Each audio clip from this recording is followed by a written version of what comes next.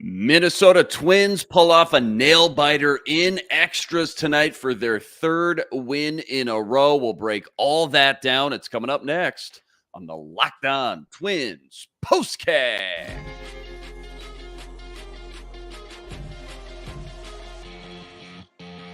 You are Locked On Twins POSTCAST, part of Locked On Minnesota on the Locked On Podcast Network. Your team every day. Back in the lab, back at it. Another Minnesota Twins POSTCAST episode right here on the Locked On Sports Minnesota Network. You got myself, Luke Inman, at Luke_Spinman. That's the man, Sweet Lou, Twins expert over at Zone Coverage MN. He's on X at Sweet Lou MN. And Lou, before we jump into all the action from tonight's game, quick reminder, tonight's episode brought to us by Prize Picks, the easiest and most exciting way to play daily fantasy sports. Go to prizepicks.com/LockedOnMLB. Use code all lowercase LockedOnMLB for a first deposit match up to $100. Okay, man, game one versus Chicago. Back on the road now for 6 straight before the All-Star break next Monday. Got Chris Paddock on the mound after a few weeks of rest. First inning, Trevor Larnach with the solo shot, his 9th of the year, by the way. That makes it 26 straight games the Twins have homered in. 4th inning, Buxton doubles to left. Kepler scores. That makes it 2-1. Bottom 6, wheels fall off a little bit. Paddock starts off the inning. He gets pulled. Okert and Stallmount try to clean up the mess a little bit, so to speak. Chicago ends up scoring 3 runs. That makes it 5-2. Twins, though, they come right back. Very next inning, top 7, Brooks Lee, another RBI base hit. Buxton scores on that one. Then Matt Wallner and Carlos Correa both go deep. That makes it 6-5. White Sox, though, they come back now. A couple base hits off Griffin Jacks, something we don't really say a lot on this show. So to extras we go. Another nail-biter on our hands. Remember, Vasquez with the walk-off winner yesterday. 11th inning, Brooks Lee with the go-ahead RBI single. Margot knocks in an insurance run. That makes it 8-6. Thunderbird comes in, closes up shop. The Twins win. Check this out. Their 8th game in a row versus the White Sox. They're now 4-3 in extra inning games this year, and they moved to 52-39 on the year. 13 games above 500. Lou, biggest takeaways, topics first and foremost before we talk about Chris Paddock's day here in a second. Hey, nothing like a good old-fashioned slugfest, to start things off in game one of the series here. The Chicago White Sox have been particularly bad when the opposing team scores a whole heck of a bunch of runs. I think they had some crazy streak where they've lost the last 30-some games that they've allowed 4 or more runs. I mean, that's pretty tricky margins to mess around with, and it's kind of easy to see why they've been near the cellar for the last 2 years here. So it was a good come-from-behind effort from the Twins. Some big moments from some veterans, some younger guys, a lot of excitement.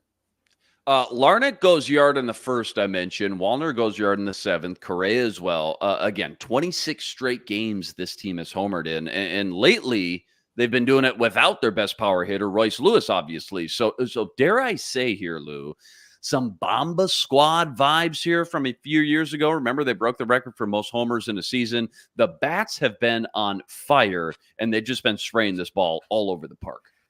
Yeah, this power has been certainly quite excellent, and you would think that it would come at the expense of a lot of chasing after bad pitches or a lot of swing and miss, a lot more strikeouts, but no, they've been after that brutal first 3 weeks of the season, their strikeout rates have been among the best in the American League. So it's been cool to see the success without having to sell out so much for that power.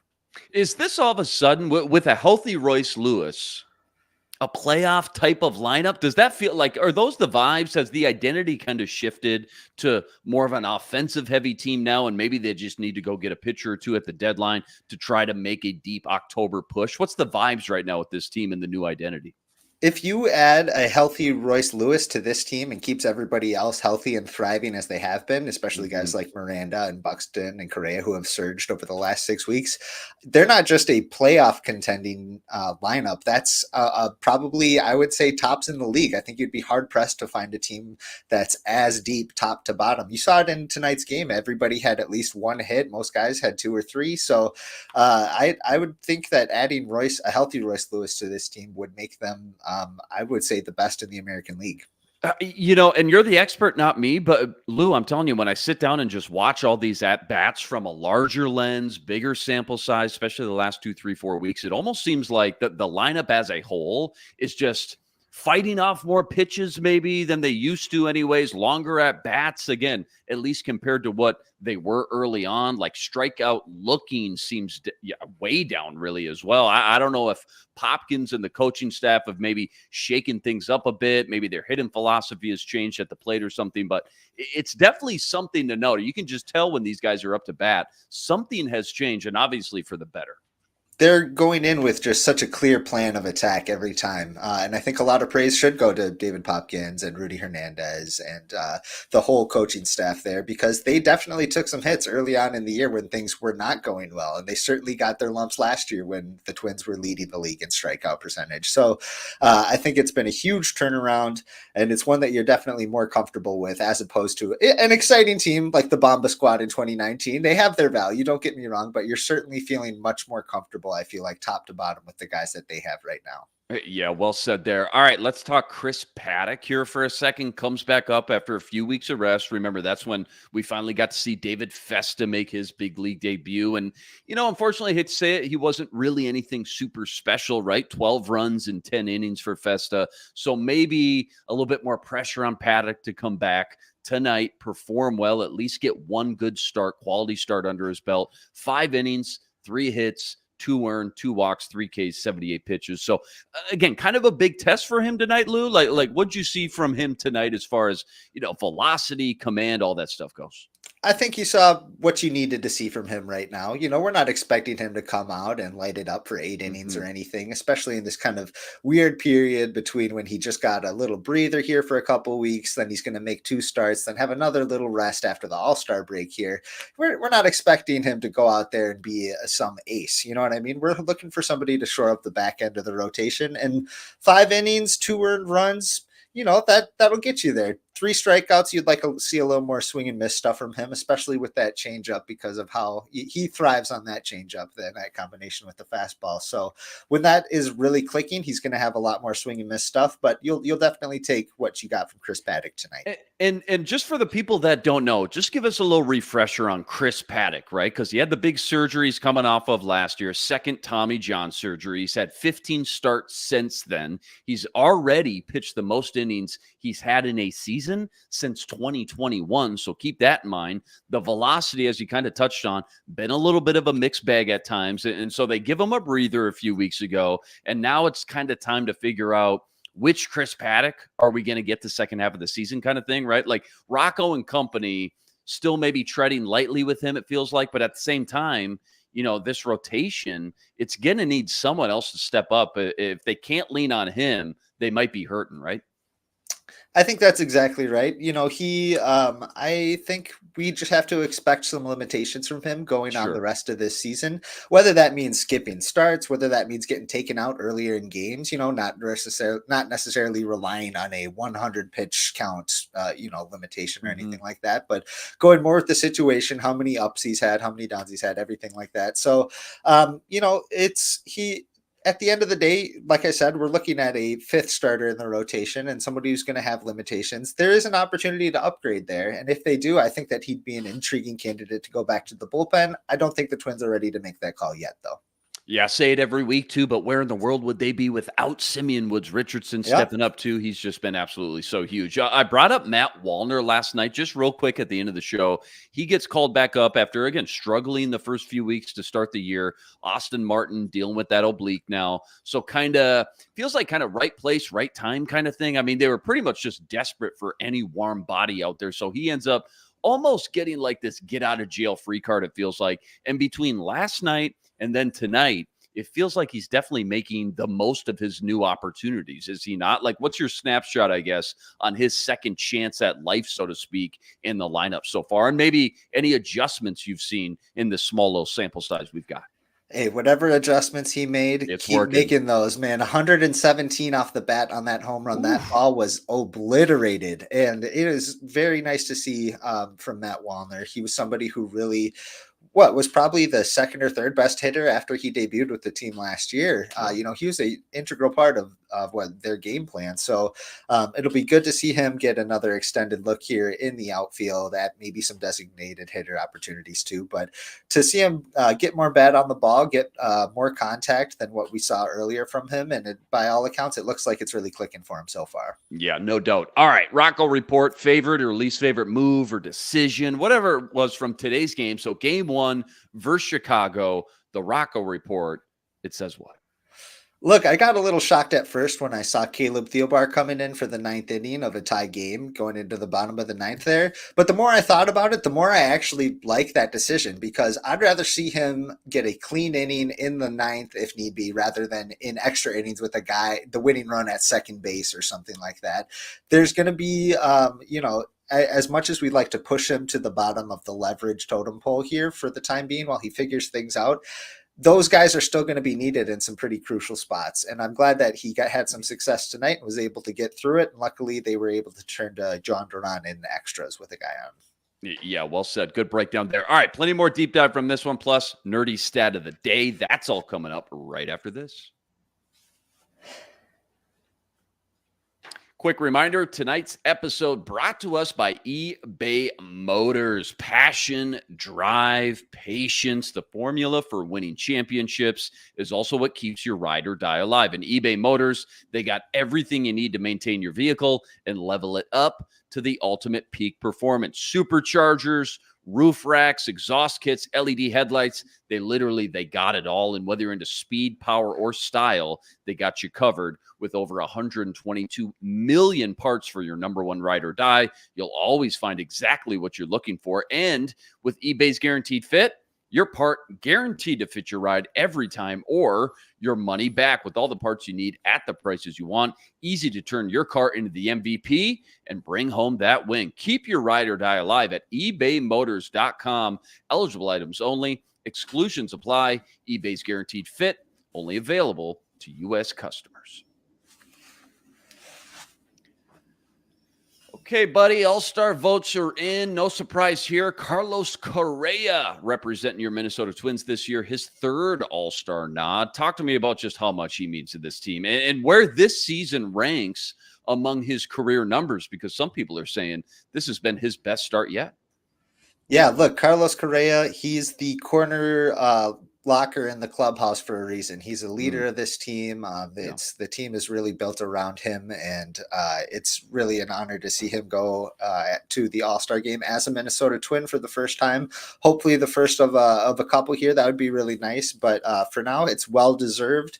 There's a few other guys that I would definitely say deserve it as well, and may end up getting there just based on some of the substitutions that we see in that kind of weekend before the actual All-Star game. But whether or not anybody else makes it, Carlos Correa is certainly it's well deserved for him. Yeah, some seriously stiff competition at shortstop in the AL this year too, right? Gunnar Henderson from Baltimore, Bobby Witt Jr. from KC. But to your point, the numbers don't lie with Correa. 147 OPS, that's 8th in the entire American League. A 305 average, 11 homers, 18 doubles and triples, 45 ribbies. Not to mention, we saw it again tonight, as we always do, some of the best defense you're going to find on the field as well. You just kind of teased it. Let me hear it. Anyone else that could sneak in as a replacement, by this time next week? Because you're right. Like, there's no shortage of some hot bats and some hot names to choose from in this lineup. So who's maybe most realistic if you had to pick one or two other guys that could sneak in with Correa? As far as realistic substitutions, you're most likely going to see some starting pitchers that go on either Saturday or Sunday and then aren't available to pitch on Tuesday, in which case they're still named all-stars, but they're unavailable, so they call a substitution there. Yeah. With that being said, that could mean that someone like Joe Ryan has a pretty understandable case. I think he's been pretty stellar all year, and starting pitching is a pretty key spot. So he's somebody that I would keep an eye on. Even though he gave up the lead today, I think Griffin Jax has had a phenomenal season, and I don't think that tonight's outing is representative of the player that we've seen so far in the first 3 months of the season. But I think the dark horse would be Byron Buxton. He's quietly just been so good over the last really 3-4 weeks, and there's not a ton of really all-star caliber center fielders after Aaron Judge. So I would keep an eye on Byron Buxton, especially somebody like Kyle Tucker, who was named an all-star from the Astros, but is currently injured. If he needs a little more time and opts out of the game, Byron Buxton, he's made a game before. He's got kind of that national marquee name that the league would definitely want to see in the game. So keep an eye on Byron. Yeah, that would be a lot of fun. And to your point, Griffin Jacks, man, that dude, outside of tonight, sure, okay, gave up a couple hits tonight, gave up 1 run, but that dude has been as good as you could ask for. And for whatever reason, I never see any national attention or love or spotlight thrown his way. So it would be really nice to see him get the nod, even as a reserve, even if that means, like you said, somebody has to bail out because they just pitched a few nights prior. Griffin Jacks definitely deserves to be at least in the conversation. I'm with you there. Nerdy stat of the daytime. Lay it on us. Give us some sort of crazy stat or fun analytic Twins related. What do you got for us tonight? Well, it's not so nerdy, so to speak, but let's just talk a little bit about Brooks Lee, because he has started his career with a 6-game win streak that is second most all time for the Twins. In the top spot at a 7-game hit streak to start their career is Miguel Sano, who coincidentally was designated for assignment by the Los Angeles Angels today. Just shows you that life comes at you pretty fast, man. But look, Brooks Lee, 11 hits in those 6 games. That's the second most behind only Mr. Kirby Puckett, who had 14 in his first 6 games. Dude, the spotlight has not been too big for this guy, man. You saw it in extra innings tonight. Once again, just keeps knocking in these ribbies, man. They keep coming, and he just looks like he belongs, man. He just looks like he is a Major League Baseball hitter for sure. All right, don't go anywhere. We'll preview Game 2 versus Chicago. That's all coming up right after this. Quick reminder, tonight's episode also brought to us by Prize Picks. Prize Picks, America's #1 fantasy sports app with more than 3 million members to date. And for me and my money, by far the easiest and most exciting way to get in on all the action while you watch your favorite sports and you watch your favorite players. All you got to do, so simple. You pick more or you pick less on 2 or more player stats, and you'll watch the winnings roll in. Baseball season, obviously in full swing. So whether it's strikeouts, RBIs, home runs, you name it, they got it. Take your pick on more or less and add them to your Prize Picks entry today. Plus, they now offer Apple Pay for quick and easy deposits into your account all season long. Download the Prize Picks app today. Use code, this is all lowercase, Locked On MLB for a first deposit match up to $100. Okay, Game 2 versus Chicago tomorrow. Again, 8-0 versus the Chicago White Sox this year. Bailey Ober on the mound. Quick little snapshot. What we should be looking for, I guess, in that one. And also, too, you got San Francisco, the Giants on the horizon next this weekend here coming up. Well, what kind of team have they been in 2024 as well? Sure. So starting off with the White Sox tomorrow, I think we're going to hope to see Bailey Ober answer that call that he's done a few times this season, where the bullpen gets really pushed the night before, and he comes out and really shoves and really saves them. He had a complete game a couple weeks ago where that was the case, and it was huge for that bullpen because everybody got a night off, and that was crucial in the middle of a long stand. So I think that we're going to hope to see Bailey Ober do that again tomorrow. As far as the San Francisco Giants go, they are kind of middle of the pack, a few games out of that last wild card spot. They're going to be they're a team that you're definitely going to want to keep your eye on as the trade deadline approaches, whether that means that they really buy into the club that they have or they decide to start shedding a few pieces. If that is the case, I don't think it could happen just based on the contracts and the money that's owed, but I would love to see Taylor Rogers back with this club. I think another high leverage lefty would be excellent. The issue is that he's still owed, I think, something like $22 million or something, which could be a tough pill to swallow. However, he would be bones in the back end of that bullpen. And what's that contract look like? Is that like a lot of these trade deadline deals, a 1-year rental deal? When I say 1 year, I really mean like 2.5, 3 months at most kind of rental deal? Or is there another year on that contract guaranteeing he would be back in Minnesota for another year?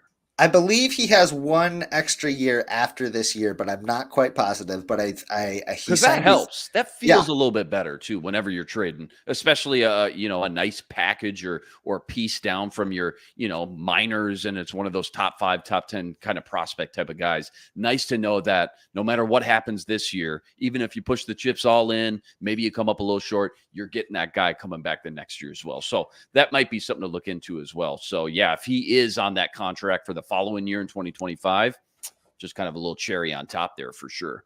A couple quickies to close, then we'll get out of here. How about this one? When both are healthy, who's playing third base? Who's playing second base between Royce and Lee? Because, hey, Brooks Lee has looked like a natural out there at third base so far. I think you're going to see plenty of both of them at third base when both are healthy. But Okay. if it comes down to it, I think you're more likely to see Brooks Lee at second base, I'm guessing, just Sure. because with Royce Lewis, he's been through so much. He's shown that he can handle third base. It might be good, just comfort for his mind, just to have one thing to focus on and just staying healthy, staying productive at the plate, and doing your job at third base. Brooks Lee's a consummate professional who can play everywhere. So I think that he would have no problem transitioning over to second base, at least for the time being. Yeah, makes sense for sure. All right, a lot of hype right now with this team. The vibes are golden. They've won 3 in a row. Bats are on fire. Just won their 8th in a row versus the White Sox. What's been your favorite thing to happen or transpire or manifest, I guess, with them the last 2 weeks or so? Because there is a lot to choose from.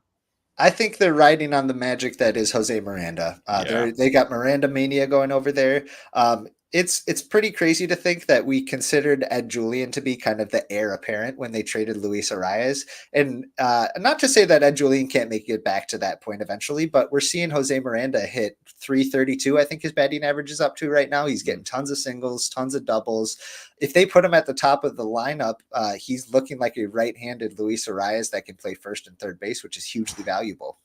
Yeah, Brooks Lee probably in the honorable mention, just what he's been able to do, Mhm. but really tough not to go chalk there and go with Miranda and what he's done for sure. How about glass half empty kind of thing? Like, what's one thing, maybe one guy or one area that still kind of concerns you with this team moving forward the most? Could be big, could be small. Like, just for example, I saw in the comments the other day somebody saying they were ready to move on from Margot in left field. Maybe he's a little bit of a liability out there. Just flinging one out there for you. But you tell us, what's one area, one guy, one part of this ball club as a whole that just kind of concerns you still? I'm ready to see Pablo Lopez turn back into Pablo Lopez and be the pitcher that he was in the last 2/3 of the season last year. So I would love to see him really leading the charge in the rotation there, and having Joe Ryan and Bailey Ober kind of carry over the mostly successful first half that both have seen into the second half and be the formidable top 3 of a hopefully playoff bound rotation. Yeah, I'm with you on that one. And I think a lot of people listening at home would love to see Pablo turn it around in this second half as well. All right, man, let's get out of here. Always fun talking Twins with you. Twins win their 3rd in a row tonight in extras, 8th in a row versus the White Sox this year.